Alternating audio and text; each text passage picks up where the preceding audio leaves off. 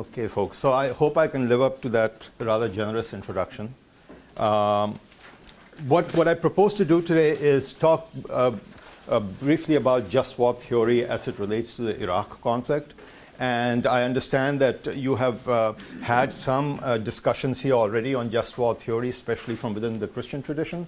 So I'll go over some of those things, and then we'll talk about just war theory from the Muslim tradition. And then we'll move on and talk a little bit about Iraq and see how all the things we have, we kind of look upon as conditions for a just war were actually met in the Iraqi case. Right? And hopefully that last part we can have a lot of discussion. So let me just start off quickly then, go through the first part really quickly. So as you probably remember, there are really three aspects to just war theory. There is the first part, which is when is it right to go to war, if you want to use that term, or use force. What is acceptable in using force, right? What kind of force is usable. And then finally, how war should be terminated. And this includes peace agreements, punishing people for violations of the rules of war, etc. Okay. And what we'll concentrate on today when we look at do a quick review of a more secular tradition and then a Christian tradition and the Muslim tradition is the first two. Right? That is jus et bellum and jus in bello. Right? So let me go on here very quickly then. So essentially, these are, if you will, the key ideas here, and I'll just list them here. If you have a question about any of them, we can talk about it. Just cause, so the cause has to be just, and just cause does not mean simply revenge or solely to punish people or rulers, so on and so forth. Comparative justice, that as we all know in almost every conflict, both sides have rights in their favor or wrongs against them. And war under just war theory is only justified when there's an overwhelming case of injustice which needs to be rectified. Right? A just war can only be declared by a competent authority, meaning, and different traditions, different notions of what competent authority is, but essentially people who have been given the authority by whatever process to make this decision.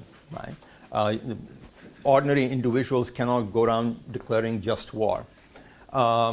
Your intentions have to be right.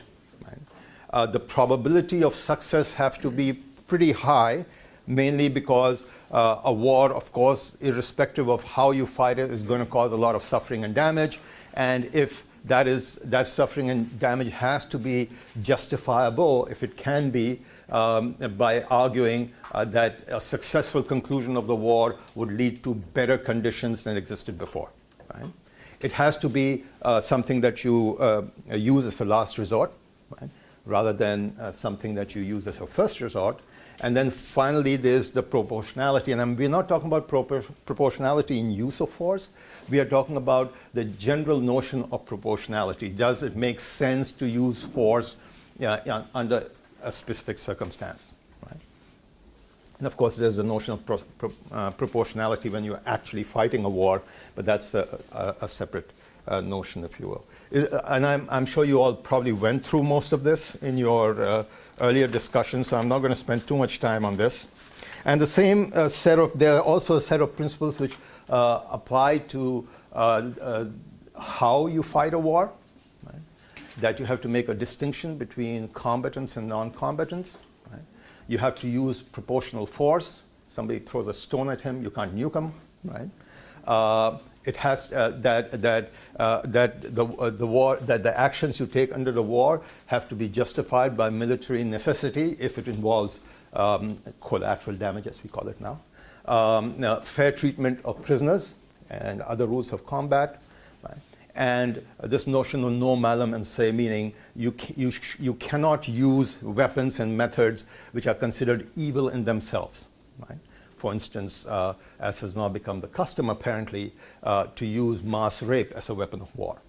Right? That cannot be justified under any circumstances. Similarly, there are several traditions which argue the use of weapons of mass destruction are in violation of this principle, right? Because the damage is across the board, and the damage which is going to be caused is going to go well beyond the actual period that the conflict is taking place in. Right? So the long-term effects of atomic weapons or biological chemical weapons go well beyond the period of conflict, and those are generally considered by almost every tradition to be weapons or methods which are not permissible, right? even in the case of a just war. Okay. Again, very quickly to summarize what you probably have had some exposure to, I understand. Right?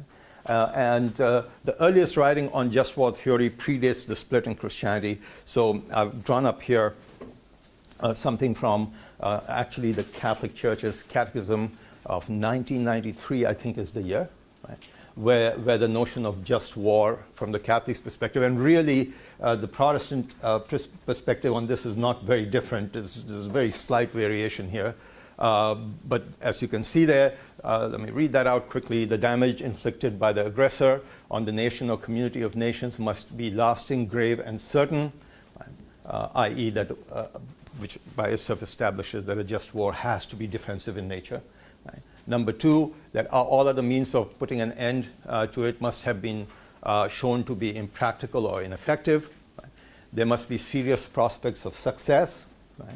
And the use of arms must not produce evils and disorders graver than the evil to be eliminated by the use of force. Right? Yeah, I want you guys to keep thinking about Iraq as we talk about this. I understand we haven't had this discussion yet. So what is the notion in the Muslim tradition of the use of force? Right? So this is my segue into talking a little bit about the word jihad and what it means, and how that establishes what I guess could be called the Islamic theory of just war, because there is a theory of just war in Islam too.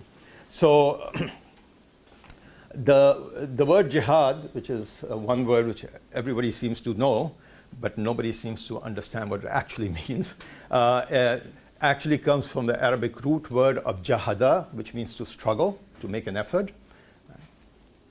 And the term and its variations occur in the Quran at many places. And what comes out of all those discussions or all those points is that there are two kinds of jihad. What is known in Islamic law and Muslim belief to be the greater jihad, right? And then something which is often referred to as the lesser jihad. Right? And I'll talk about each of these in a minute here. And it's a legal concept. Islam, like Orthodox Judaism, is based on religious law and not so much theology. So the term jihad, especially in the sense of the lesser jihad, that is the jihad which involves the use of force, has been treated and dealt with as a legal concept in Muslim religious law. Right? And that includes all issues of conditionality and when is it allowed and what are you allowed to do during the course of a just war or lesser jihad, etc., etc. Right? So let me elaborate on each of these a little bit here. So the greater jihad, which is actually what is referred to in the Quran most often, right, refers to the constant struggle that all individuals undergo to improve themselves as human beings, right, against the undesirable characteristics within yourself, right? And this is the inner impulse to do wrong, right? And this is really meant as a personal thing. So, and you hear the term used in many different ways in this regard. People say things like they might be trying to give up smoking and they'll think of it as jihad, right? Because that is something which is going to hopefully improve them as a person. They might be trying to give up some other bad habit. They might be trying to reach higher levels of spirituality. All of that is considered jihad and actually is referred to as the greater jihad. Right? And there are verses in the Quran which talk about it. I've listed some here. Maybe I'll come back and read the translations of them to you so you understand what is meant here. So this could be individual self-purification, what is often referred to as social jihad or charity and sharing the truth and things like that. And all this is based on, this distinction is based not only the Quran, but a saying attributed to the Prophet Muhammad, where after coming back from the Battle of Badr, where the Muslims had gone to fight against a coalition which had come to attack them, he's reported to have said, "We are returning from the lesser jihad to the greater jihad," and elaborated on that by saying that is the struggle to make ourselves into better believers and better human beings. Right? So I gave you some examples here, and this is, so I'm going to pass out something which I thought was very interesting. I was, many, many years ago, when the Rwanda genocide was going on, or actually soon after that, I was browsing through the it was not the Washington Post, it was some other paper, and it said jihad in Rwanda. And of course, I live in the West. I said, oh God, what's this one about? So I went there because I knew that there were hardly any Muslims in Rwanda, right? It was mainly Catholic and a sizable Protestant population. And I came across this story. I couldn't get the story that I originally saw, but then the Washington Post did a story along similar lines, which I thought was really interesting. There was a discussion here involving a very small Muslim community in Rwanda, and they referred to what they had done during the genocide as jihad. Right? So I've got this report. It was in the Washington Times, and the date is September of 2002. And essentially, it turns out, interestingly, that the very small Rwandan Muslim community was the only community which equally protected anybody trying to escape the genocide, whether they were Hutus or they were Tutsis or whoever they were, and their leader referred to it as a jihad. Right? And in the post-war situation there, they were talking about how the process of healing is a jihad. Right? And this is the way a lot of people think of jihad, what is referred to as the greater jihad. So it's not only individual self-improvement, but doing things which will help society or live up to higher moral values and so on. Right? And it's worth reading when you get a chance. You don't have to do it right now, but the Rwanda case was very interesting because when I initially saw it, I said, okay, are there some crazy people out there doing crazy stuff and calling it jihad? But apparently they were not crazy people doing crazy stuff. But so we all get brainwashed all the time. But what we're really interested in here is in our discussion of just war theory is the concept of lesser jihad. Right? That is, conditions under which use of force is sanctioned by the religious texts and by interpretations of those religious texts. Right? So what you hear, the lesser jihad, as I said, means the use of force under certain circumstances. And there are really three places in the Quran where there are references to this. They are often referred to as the verses of the sword because they talk about use of force. Right? And it's, I think, worthwhile just reading, or I'll read to you a translation of those three central verses, which are often used to determine when a lesser jihad can be waged. So the first one that you see there, this is the 22nd surah, verses 39 to 40 says, and I'm going to read it slowly because, again, as I said, it's kind of technical. It says, permission to fight is given to those against whom war is being wrongfully waged. Indeed, God has the power to succor them, those who have been driven from their homelands against all right, or for no other reason than they're saying that our sustainer is God. For if God did not enable people to defend themselves against one another, all monasteries, churches, and synagogues and mosques, in all of which God's name is abundantly extolled, would surely be destroyed, and God will most surely succor those who succor his cause, for verily God is most powerful, almighty. And I'll come back to this, and we'll kind of do a quick analysis of this verse. And the next one is from the second surah in the Quran, verses 190 to 192. It says, "And fight in God's cause against those who wage war against you, but do not commit aggression, for indeed God does not love aggressors. And slay them wherever you come upon them, and drive them from wherever they have driven you out, for oppression is even worse than killing. And fight not against them near the inviolable house of worship, unless they fight against you there first. But if they fight against you, slay them. Such shall be the recompense of those who deny the truth," etc. Another point, the third verse, Surah Anfal, that I mentioned here, talks about giving shelter and support to people who are engaged in jihad, right? as a duty of believers.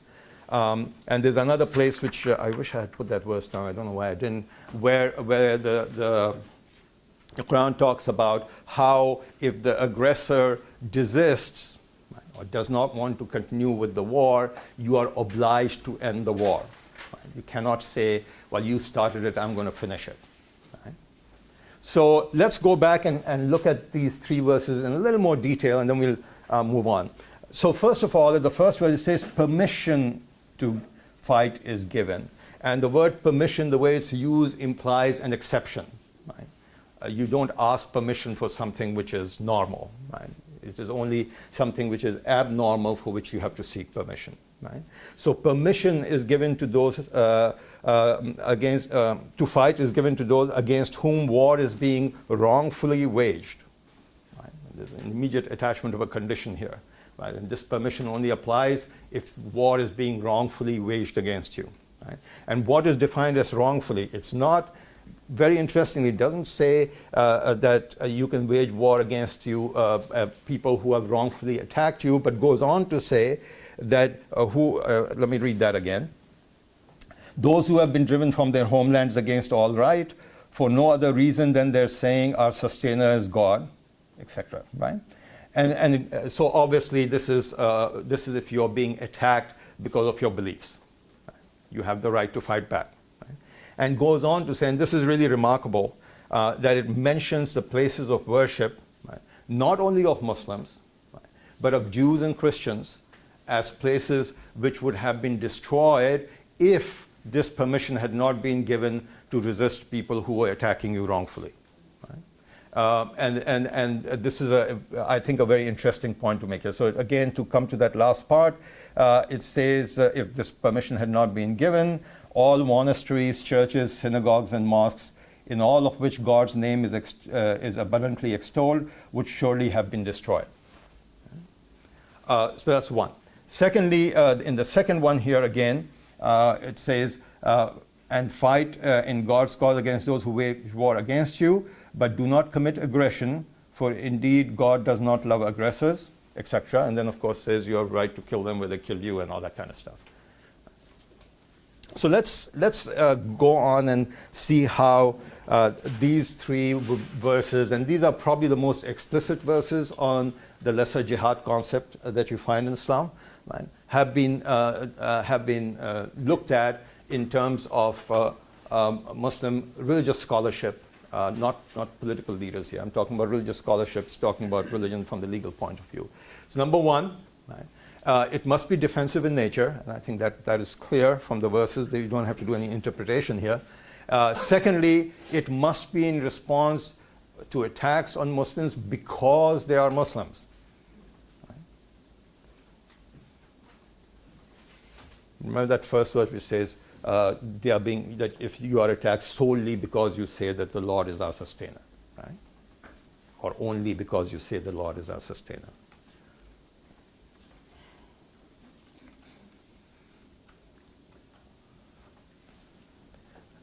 The legal scholars have also come up with other set of rules which are derived from other parts of Quranic teachings about how such a war can be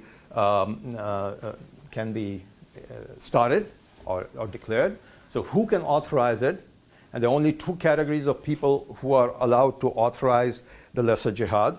One is duly constituted political authority, or in the absence of duly constituted political authority, trained scholars in religious law.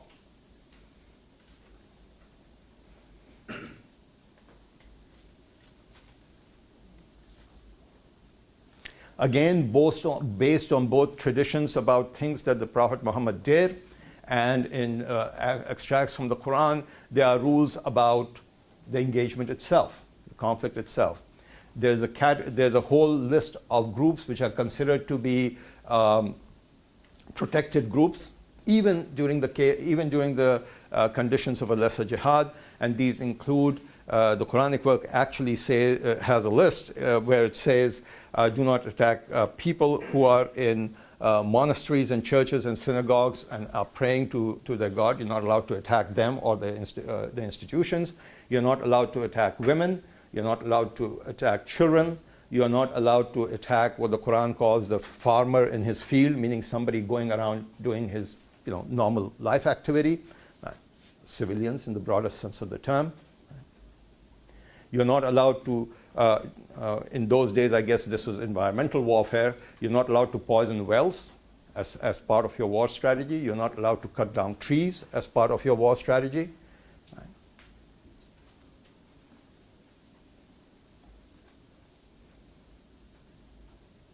You're not allowed to harm people who have surrendered to you, right, etc. And we can come back and talk about this in greater detail if we need to. Then there's the notion of proportionality of use of force. And this has generally been, this argument has been made on the basis of a Quranic verse, part of which I read out to you, that do not become the aggressor. Right? And this has been taken to mean not only are you not supposed to initiate a war, but you cannot respond to a conflict in a way which is out of proportion.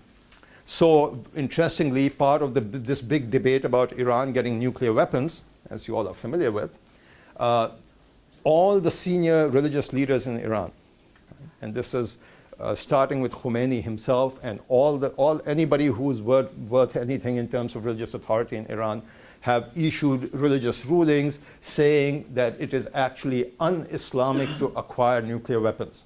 And their argument is because the weapons themselves are evil no matter what circumstances you use them under.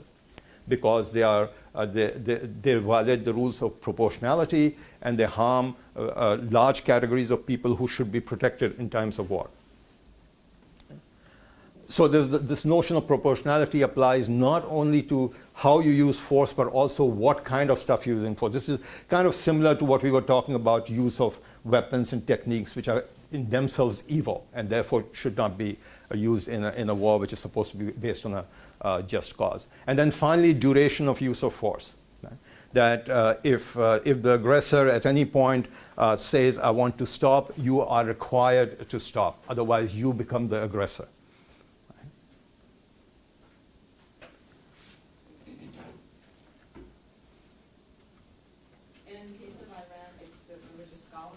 It's the religious scholars who have made, yeah. And in Iran, they matter because they actually run the state. So yeah, in other countries, they don't matter. But in Iran, they do matter. And you could argue that they might be, this might be posturing, right? But this is a system which bases itself on the credibility of religious scholars. So they can't run around for 20 years saying it's prohibited to have nuclear weapons and then turn around one day and say, nope, we have nuclear weapons and we were just lying to you, right? It doesn't work that way. So I would, no, I'm not saying that there might be people in Iran who have a nuclear weapons project. I have no way of knowing whether they do or not. All I know is that a very significant part of the decision-making body in Iran considers this to be prohibited for religious reasons, and religious people, that is, who are serious about their beliefs. Right? Somebody else had them. Yeah, go ahead. I remember part of the verse you said was you could fight to reclaim what was taken from your land. It says drive them out of where they have driven you out of. Yeah. So what if they drove you out and then decided to stop? It's an interesting question. You could argue that part of a just peace would be that you'd be allowed to return, right? But that's an interesting question. It depends, I think, on specific circumstances, right? But they can try outside of war to negotiate. Absolutely, yeah, absolutely. Because war itself People talk about holy war. There actually is no concept of holy war because no war is holy by definition, right? So it's just a question of whether this is just or not. And so when you're talking about how do you end a conflict, the issue of justice might come into it. And we say, look, we want to end this conflict on the basis of a just solution. And you hear that very often, right? As opposed to you killed 20,000 of ours and we've got to kill 20,000 of yours before this ends, right? Or we have to kill 40,000 of yours before this ends, whatever the case might be, right? Yes? Is there a time limit on taking your land back? Or? No, there's no such reference. Okay. Right. Anybody else? I think both of you are thinking of the Palestinian-Israeli conflict, aren't you? I was thinking about Crusades.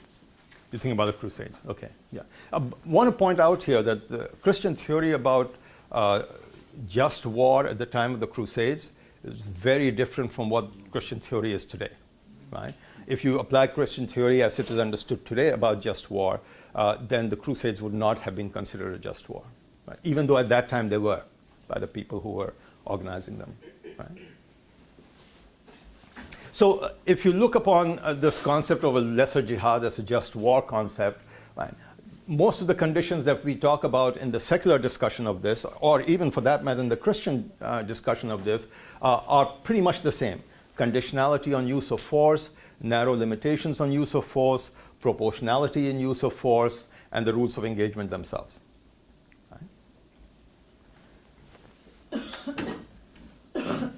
Before we move on to the case of Iraq, does this mean that, well, let's take one example quick and get it out of hand because it doesn't take long to take care of it.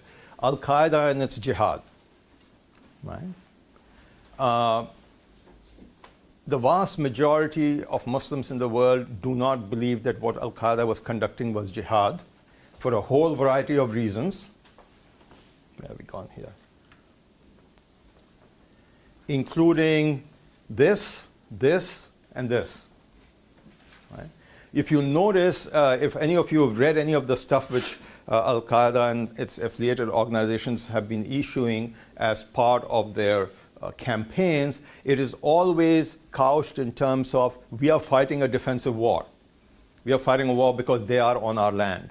We are fighting a war because they are trying to oppress us. And this is not coincidental that they are doing it. They're doing it because if there's any hope for them to find any credibility within their own Muslim community on this, they have at the minimum to make the case that this is a defensive war. Right? And so it's, you'll notice that in almost everything they say. But of course, all that gets blown away by their violations in terms of protections or the rules of engagement themselves. Terrorism certainly does not qualify as religious war in any sense of the word, in the notion of proportionality in the use of force, and even the limitations on the use of force. Right? And so, and of course, remember we talked about who has the authority to declare a jihad in Islam. It's either duly constituted political authority or a religious scholar. In the absence of duly constituted political authority, a religious scholar. Well, bin Laden was not duly constituted political authority, nor was he a religious scholar. Anybody knows what his training was? What was he trained as? An engineer. Yeah. By the way, many of the people involved in these movements are people who have no training in social sciences, which I think is one of the big reasons why they end up where they end up. Right? 2 + 2 has to be 4, otherwise there's a conspiracy. Anybody who does social sciences knows that 2 + 2 is rarely 4 in the social sciences. Right? So, but the point I'm making is that despite the fact that there are lots of people running around today declaring jihad on the West or sometimes on each other, right? In terms of the legal religious law perspective, these people have no standing, right? Either to declare jihad or engage in a jihad. Right? And just to make the case here, I think there is no religious figure in the Muslim world of any standing who is not on record as having condemned these organizations, whether it is Al-Qaeda or it's ISIS or whatever else. So one of the things you hear very often is, why don't the Muslims condemn this stuff? They've been condemning it at least for the last 20 years, It's a question of whether others are listening to their condemnation or not. Right? Or are we listening to the shrill voices coming out of the, lack of a better term, the loony fringe? Right? And so anyway, let's kind of move on here and look at the case of Iraq. Right? So first, let's look at the reasoning given by the United States and Britain. I mean, there were other people involved, but these were the real actors here, for initiating the 2003 invasion of Iraq. Right? The first was that Iraq had weapons of mass destruction, right? Or had programs with weapons of mass destruction. Secondly, they said that Iraq had links with Al-Qaeda. Right? Third, they charged Iraq with not fully implementing the elements of the Gulf of the UN resolutions which had ended the Gulf War in 1991. Right? And then finally, there was the dictatorial nature of the regime. Right? And these are pretty much, I think, sums up the four main arguments which were put forward, at least in 2003, for justifying the invasion of Iraq. And I don't think we need to think too hard to figure out that none of these falls under what just war theory would consider to be a valid justification. Right? It has to be defensive, remember. The fact is that Iraq never attacked the United States or Britain. Right? In fact, Iraq never had the capability to attack the United States and Britain. Right? Irrespective of the despicable regime that was ruling Iraq. Right? But that's not a justification for launching war, at least in just war theory. Right? You can't go to war because you say, so-and-so is a dictator, so I have the right to beat him up. And I'll choose which dictator to beat up, by the way. Not all dictators, the ones that I fall out with, right? Yeah, go ahead. I just had a quick question. Yeah. When, I guess, like you were saying, like the Muslims have been condemning the refugee hive and stuff like that. And I guess with like Al-Qaeda and ISIS and stuff that's going on now, like how would other countries or like us Muslim Americans, and we have this issue and you're trying to fulfill the just war and I guess what's going on with the Muslims and how they're condemning it, how is there some type of meeting point? Well, there is no meeting point with these people, but remember, how many Westerners has Al-Qaeda? The other one, so you don't have to, do the stuff in or like to the proportionality where you don't wipe out all these other civilians and other people like. Yeah. Well, my point is that even the argument that this is a defensive war that they say they are waging is an argument which is open to contention, right? And you can debate that. Right? You might not approve of some of the policies that Western countries have in the region, but that does not mean you say, oh, this is aggression of the kind which justifies the use of force. Right? And also, I think an important point that a lot of us forget is the vast majority, and I'm doing a little bit of guesswork here, but probably 90% of the people killed by Al-Qaeda and ISIS and these people are other Muslims. Right? I mean, how many Westerners have been killed by these guys compared to how many Muslims they have killed in Iraq or Syria or Afghanistan or wherever else they are fighting, right? Muslims who don't agree with them, right? And I want to point out that in Afghanistan and Pakistan in particular, a lot of senior religious figures have been assassinated by these people because they have spoken out against them. Right? Okay. Any other points on this? Does anybody want to add something to this? I was doing a quick review here, and I thought I didn't come across with any other justification except these four, at least not major justifications, right? That this was a dictatorship, that they had weapons of mass destruction, or were building weapons of mass destruction. They had links to Al-Qaeda, and that they had not fulfilled all elements of the UN resolutions which had ended the 1990 Gulf War. Okay.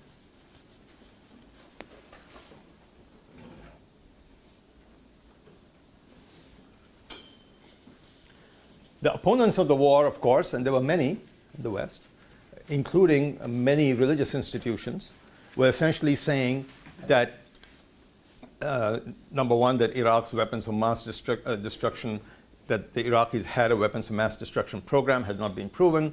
Turns out they didn't have one. Right? The links to terrorism were not proven. And now we, of course, have conclusive evidence that this entire story about how Saddam Hussein, of all people, was arming al-Qaeda was simply not true, mainly because if al-Qaeda hated certain kinds of people, it was the kind of people that Saddam Hussein was, a secular nationalist, which for al-Qaeda and organizations like that are probably the worst of the worst from their perspective. Right? And we know now, of course, that this is a bogus charge.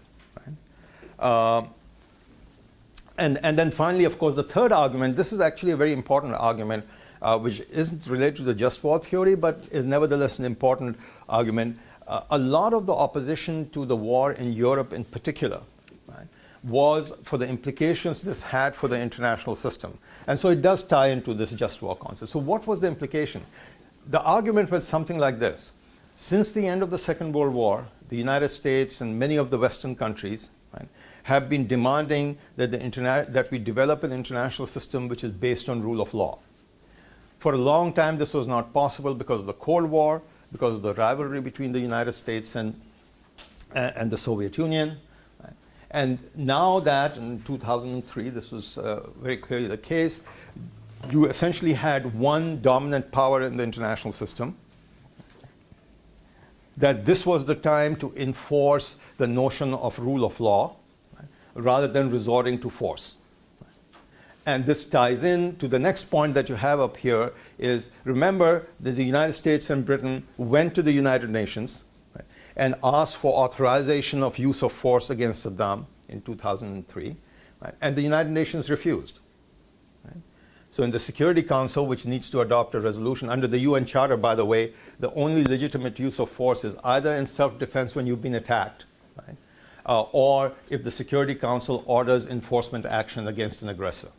Right? So very clearly we hadn't been attacked, even though the then British Prime Minister, in one of his more bizarre statements, told the British House of Commons that Iraq was capable of destroying Great Britain in a war, which, I don't know, he must have been smoking something. But anyway, the point is that, when Britain and the United States went to the United Nations, they didn't have the votes in the Security Council. Right? You need 9 of the Security Council members to support a resolution. They didn't have those numbers. And this is in spite of the fact that they put a lot of pressure on smaller countries, many of whom depended on US aid for their survival, to change their vote, but nobody changed their vote. And so eventually, United States and Britain withdrew their resolution from the Security Council and went to war anyway. Right?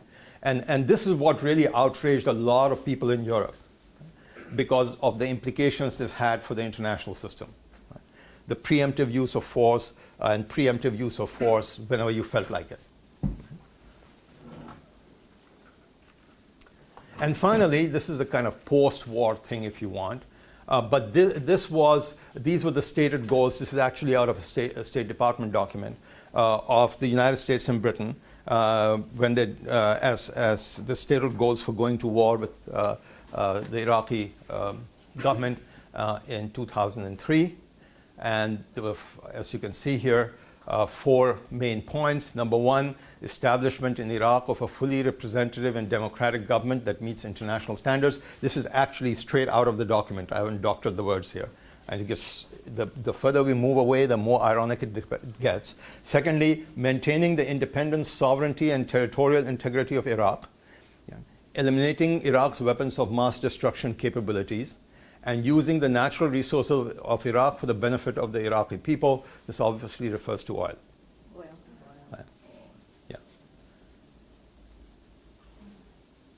So in terms of what the arguments were justifying the decision to attack Iraq, and in terms of what the goal was at the end of this process, no matter how laudable these goals were, and I still remember almost anybody who knew anything about the Middle East was telling both the British and American governments that, you know what, this is not going to happen. And a lot of people who really understood the region predicted exactly what is happening now. Right? So it isn't as if they were clueless and they went in. I doubt if they were clueless, they chose to ignore advice which didn't fit into their notion of what they wanted to do. Right? with all the other issues, legal and moral issues that it raises. So before I move on to something just as a different perspective, which is a very hostile perspective, by the way, on the decision to go to war with Iraq in 2003. Anybody wants to join in the discussion here? I really need to stop talking, and you guys need to jump in here. Yeah. I think it's just frustrating that, personally, I don't think the leadership of America looked at history enough to understand that what they were doing was impossible. What they thought they were gonna do was impossible. I mean, you can't force. Besides, Cheney wanted to have all that oil. I don't think Cheney actually wanted all that oil. We didn't get any of that oil, by the way. You know that, right? Yeah, there's no So oil. the Iraqi government actually had all the contracts which were signed for exploration and extraction of oil after the American companies didn't get a single contract. The Chinese got it, and the British got it, and the Japanese got it, and I think even the Russians got some of that stuff. We didn't get anything out of that. So even if it was this rather despicable goal that you wanted to grab their oil, you didn't even do that, right? If you want to look at it very narrowly from the American perspective, right? So even in that sense, the policy was a failure, if indeed that was the goal, right? Come on, guys. Nobody has it. It's just hindsight, all that looks so silly. It does, right? Makes us look like idiots, Well, or silly. silly, I think. Well, I'd say idiots. Yeah. During, I think during World War I, Uh-huh. didn't they carve up the Middle East in a certain way? Yeah, well, that's a completely different story, that the post-World War I settlement is really responsible for much of the trouble in the area now, but that's a separate subject, right? And they were not going out there to rectify that either, right? That was not the goal. Yeah, you had your hand up, there. Are there any ramifications of failing to approval by the UN and then continuing to do the war anyways? Big powers often do that, yes. Yeah. Because if everybody followed, remember the UN Charter is a legal treaty. Once you sign it, you're bound by it, right? So if everybody followed those rules, there would be hardly any wars, right? But countries don't, right? And the more powerful you are, the less likely you are to pay attention to these rules, right? Which is a sad situation that we face, but it's a reality. And it's not only the United States. The Russians do the same thing. The Chinese haven't quite started doing this yet, but if they wanted to, they could, right? The British and the French do it. Even mid-sized powers often do this kind of stuff because they know that nobody's going to put together a coalition to beat them up for violating international law. Right? So like with a lot of things to do with international politics, it comes down to power relationships rather than law. Right?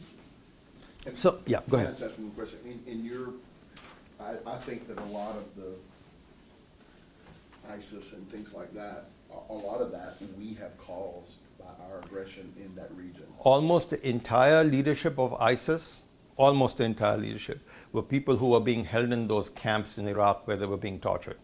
Now, whether they were already radical before they entered those camps or their experience they radicalized them, we don't know. Right? But almost everybody that had been identified as a leader were people who had been detained in what's it called? What is that place called? Abu Ghraib and prisons like that. Yeah. So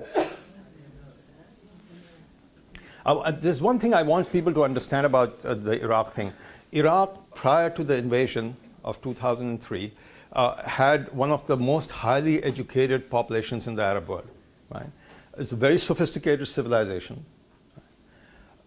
I always want people to think that what does it take to take people like that, right, and turn them into people who are willing to support people like the people in ISIS today.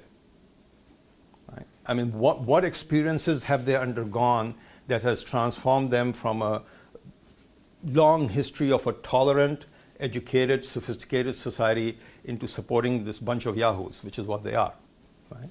Who have all these crazy ideas and who are capable of apparently doing anything, right? And that is the important question here, right? That this is was not a fertile ground for organizations like this. Right? And the same process is happening in Syria right now. Right? And so that is what is really worth looking at, right?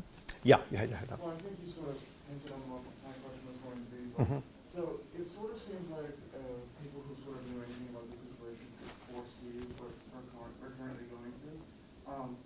Is that to say that had the United States not been the catalyst for its own sort of destructive power and causing all these other things to happen, that it would never have happened, or that we just sped up something that was already inevitable? I don't know. That's a difficult question to answer. It's one of those if things, which we can never say one way or the other. But there are no indications that Iraq would have been like this if we hadn't intervened. Right? So there's no like documentation of these people already doing things? No, most of these people who are in the leadership there, either they are, as I said, Iraqis who are being held, or people who are from outside, right? Who have come to join in the what they see as a legitimate conflict. When you say that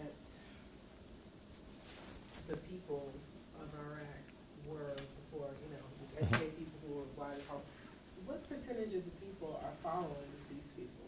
Because it seems like the thought is that they're all for.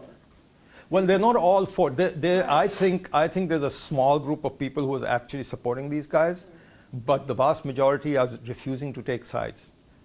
And that is enough for, if you have a small critical mass of people who are well organized and want to do extreme stuff, and the rest of the population is not stepping out to stop them, that's enough for them to do what they want to do, right? And this is true everywhere, it's not just in Iraq, right? And the question though is, why would people like that, who are now essentially saying, you know what, curse on both your houses. Right? Why are they in a position where they're saying a curse on both your houses, instead of saying this is wrong and we are going to resist this? Right? I mean, it just seems like that's fear. Fear. It's only partly fear. It's only partly fear. Right? Fear works to a certain extent, but it doesn't explain the level of passivity that they are finding in the areas that they are in control now. And this has a lot to do with what happened during the American occupation and what happened under the Iraqi government we left behind, which was a very sectarian government which was out there. They're virtually, my understanding is, I've been told, and I have no way of verifying this directly, that almost 80% of the Sunni population of Baghdad has already been driven out of the city long before ISIS showed up, right? So this was being fomented, and we have a certain responsibility because we are the guys who put them in power, right? And then said, well, supposedly they were going to fix everything. So there's two-sided sectarianism here, which has come to the fore because the old ruling system has collapsed, right? So remember, it was not just that Saddam Hussein's government was overthrown, right?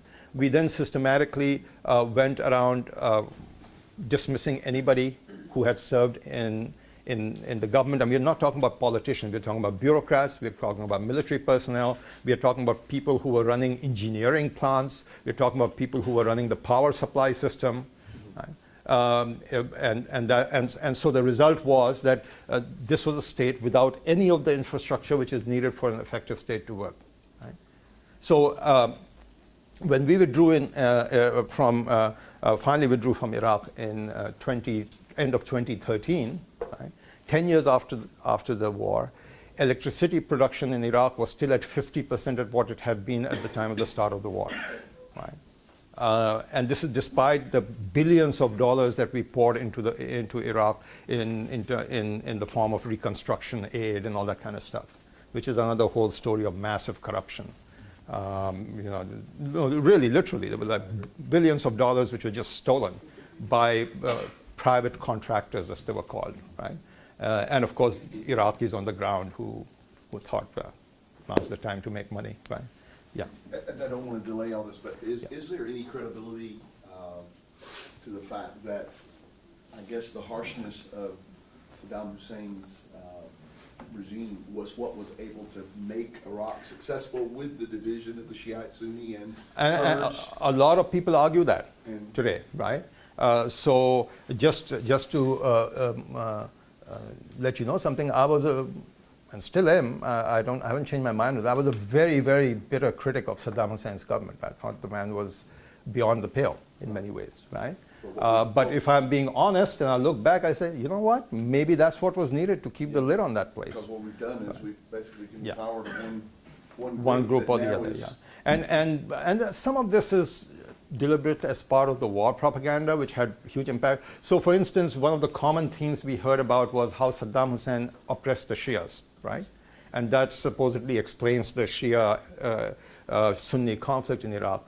But remember those that deck of cards that we distributed after the war with 52 names of top officials of Saddam's regime we wanted to capture, right? 19 of them were, right?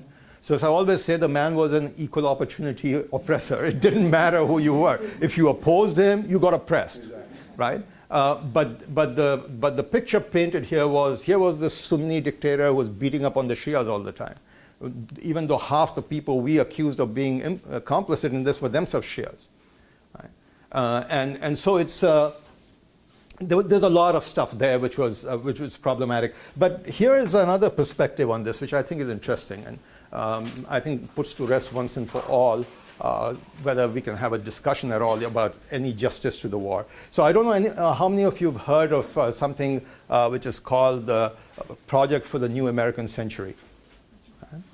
This is a think tank which was set up in DC in 1997. And they put out a lot of stuff on foreign policy. They were interested in, their argument was that America needs to have a very aggressive foreign policy because the Cold War has now ended. And what was the name of this guy who was the Deputy Secretary of State? Wolfowitz. Wolfowitz actually argued that we had made a big mistake in allowing the Soviet Union, which one says defer? Okay, there we go. That we made a big mistake in allowing the Soviet Union to acquire nuclear weapons. We should have nuked them rather than allow them to do so. And so we had to fight this horrible, long, drawn-out Cold War, and we need to make sure that no other power rises which can, in the future, cause a threat to the United States. That was the basic theme of the New American Century Foundation, right? And so the idea was that America needed to become a global leader, right? And in the Middle East, there were several papers up there, but one of them has actually been removed from the website now, which talked about how you could control the Middle East. And they were arguing that there were two phases to this. The first phase was to take out regimes hostile to us, Iraq, Syria, and Iran. It's not coincidental that those were the three countries which the then president was talking about taking military action against.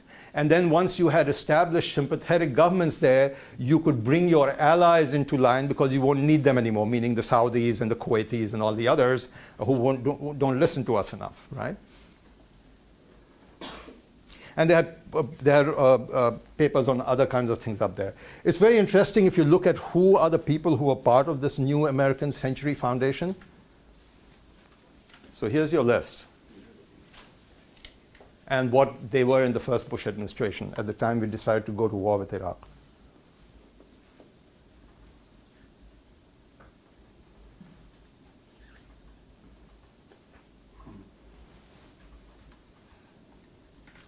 And these people at the bottom weren't actually holding any positions, but are also names you would recognize, who were all part of this, this think tank, which had this very aggressive notion of what the United States should be doing in the world. Was this actually written down? Yeah, they had position papers on that. And it's the argument was that the way to establish a Pax Americana, essentially, is necessary. Right? And so this was the mindset which was making the decision to go to war with Iraq. Right? And as you can see here, they've got almost any part of the decision-making process covered here, right? So the vice president, who actually was running foreign policy, his chief of staff, the deputy assistant for national security affairs, and the policy planning person for the vice president, the secretary of defense, the deputy secretary of defense, right? Assistant secretary of defense for international affairs, right? Deputy assistant. Men, you know this. Beg your pardon? Old men. Yeah. I'm not getting into this men argument here, but maybe you're right. I don't know.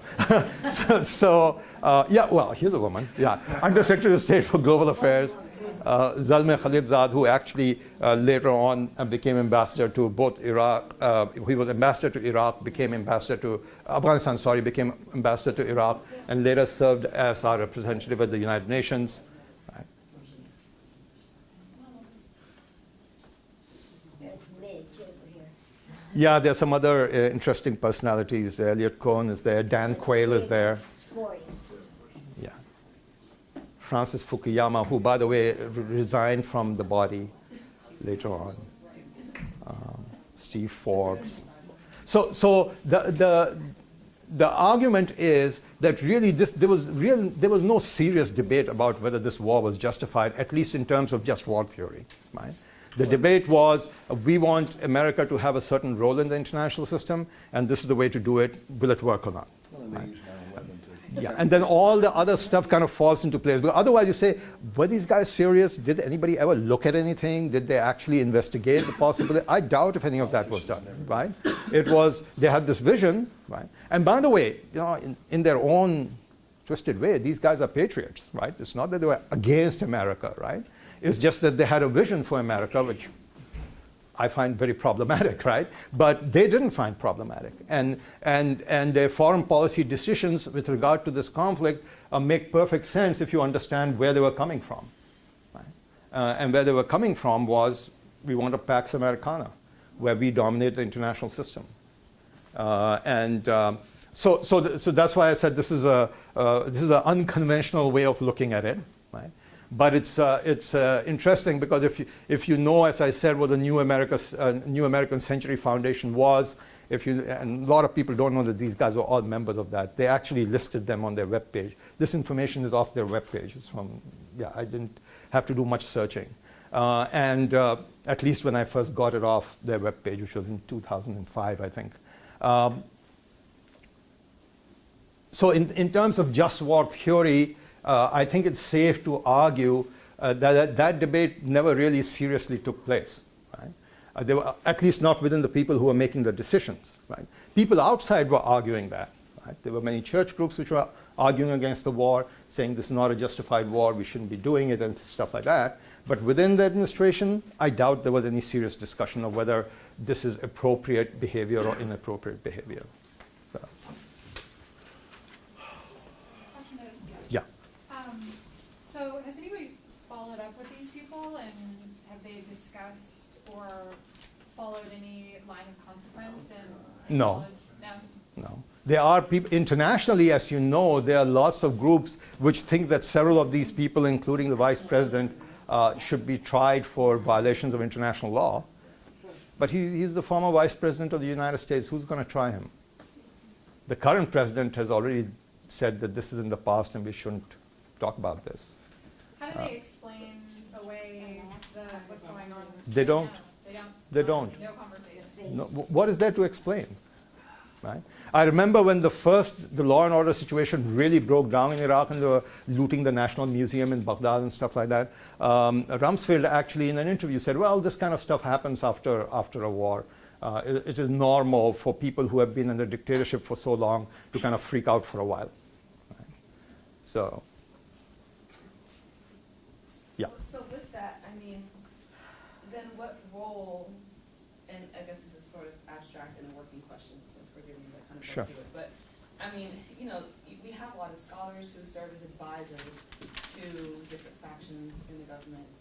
And if you have a group of people who are saying, look, not just that this is wrong, but here are these ramifications, this is what will happen. Then at what point even do the leaders, not even just these individuals, but you know, the general leaders of the public, you know, our congressmen and whatnot, at what point do they step in and say, this is what's going on, or we have to kind of look at both sides of the story and not mislead the public? I think that our elected representatives long ago abdicated that responsibility, not only in this issue, but a whole bunch of other stuff, right? But let me tell you, there's one name missing here. This is the only person in the administration who was arguing against the war. Who was the Secretary of State? Colin Powell, right? And he, as you know, he was the only person in the administration who was arguing against the war. He's not part of this club. right? So yes, if you have people, and it's not as if these people didn't have access to expertise on Iraq. They did, right? They chose to ignore them. But then moving forward, I mean, what does that, because even now, sorry, I forgot who asked about like moving forward, like what do you say now? If you can look at the facts and say a lot of these leaders now, fundamentalists across the world, were victims, or the reason that they are doing what they're doing is because of what occurred when we invaded Iraq, Yeah. then can we use that to look at the war and say, or how we move forward and say, okay, we need to change our direction? Well, that's a really interesting question. As you know, over the last couple of days at least, there's been some debate about whether the policy which is being followed in Iraq and Syria now makes sense, Right. or whether it's even doable, right? So what's his name? The former CIA guy, who was defense secretary before that. What's his name? Come back to me. He just gave a long, it was a press conference or a presentation where he argued that the current policies in Iraq are not going to work. Well, they're just a light version of what we did. It's not only light, it's even more directionless than the earlier one was, right? And that is why many countries in the region don't want to. Take the example of Turkey. Turkey just doesn't want to get involved in this. The Turkish position is, if you want to take out ISIS, you have to take out the underlying cause of ISIS, which is the regimes in Syria and Iraq. If you don't do that, you can bomb ISIS out of existence, and then PISIS will show up, or some other CIS will show up, because the underlying issue is not being dealt with, right? In fact, the Turkish position is we are willing to commit troops on the ground if that is the goal, to remove from power the people who have created this condition. And we are, of course, not willing to do that. In fact, I think we are officially about to switch sides in Syria. I think everything is in place to do that. So, yeah, don't be surprised if we decide that. Our enemy yesterday is our friend today. Yeah. We're supposed to, what did he say now? We're going to change position about Syria? Yeah. About Assad? Yeah. Oh, yeah. I mean, it's clear that's going to happen. It's just a question of when it's going to be timed. But, but again, let's come back to what we wanted to really talk about, the just war notion, right? So, instead of all this depressing stuff about what really is happening. So, but as I said, I think it's fairly easy to make the case, right, that no aspect of the just war theory was applied in the decision-making process to go to war in Iraq, right? Or at least not in this specific case. I think that with hindsight, of course the administration was making the case, the administration of the day was making the case that this was justified, right? But as I said, even people who had any understanding of the region, even then were saying, this is nothing to, you guys don't know what you're talking about, right? And to use Colin Powell's famous phrase, you break it and you own it, right? And he very clearly understood what the consequences of this intervention were going to be. And what's going to happen in the future, I really don't know. Right. Yes, sir. Yeah, 9/11 though had this unbelievable pressure on everybody. Yeah. And even though you're right, I think that was just, you couldn't rationally deal Yeah. with the Middle East, I think, after 9/11. This immediately after. I agree. Oh. Yeah, it did, it was awful. You couldn't think clearly after that. And even those who could, I think were, you know, There were people who were thinking clearly, but nobody was listening to them. Yeah. And that is because I think that the entire post-9/11 debate was framed in a way which precluded rational thinking, because it was not framed in the context of, okay, these guys are mad at us because of policies we have, and then you could have a debate whether we should keep those policies or not keep those policies. That was a completely different debate, but it was framed in the sense of, well, they attacked us because they hate our freedoms, you know, and that was such a patently ridiculous argument, but everybody bought into it because that was the easy solution, right? Oh, these are crazies, they just hate our freedom, right? And therefore we don't have to pay any attention to what they are saying. All we need to do is to bomb them into oblivion. And anybody who is remotely against us is also in the same camp with Al-Qaeda and these other loonies out there. And so how you frame the debate, of course, has a huge impact on the consequences of what your conclusions are. And if indeed they had attacked us because they hated our freedoms, it made perfect sense to do what we were doing, right? But that was not the cause of the attack, and that's the important thing too. It's really only in 2006 and 7 that I first started seeing articles by people who said, look guys, this is not what 9/11 was about. It was about policies. It was not about hating our freedoms kind of thing. So, you had your hand up. No? Any other points? I forgot my phone, which is my watch, so I have no idea where we are time-wise. You got about 3 more minutes. I've got 3 more minutes, and I'll yield my time to you then, unless somebody has questions. Yeah, we've got time if people have questions. Yeah. Yeah. Doesn't our position in Iraq erode our legitimate authority? Let's say if we wanted to go to war in the future, and That's a very good point. The fact is, of course, that we are still the world's dominant military power, right? At the end of the day, we can do what we want to do, right? But in terms of international support, yes, right? Absolutely. I think it's almost universally recognized now that the war in Iraq was unjustified, irrespective of the nature of Saddam Hussein's regime, right? That it was not justified. Even if we had succeeded in doing what we wanted to do in Iraq, it was still not justified. The fact that we not only went to war for the wrong reasons, but then we blew the post-war consequences makes it just worse. And you hear this a lot, and I'm sure our diplomats are hearing this a lot. When we talk about anywhere about international law, this is what gets thrown in our face. This and Guantanamo and the torture and all that kind of stuff, right?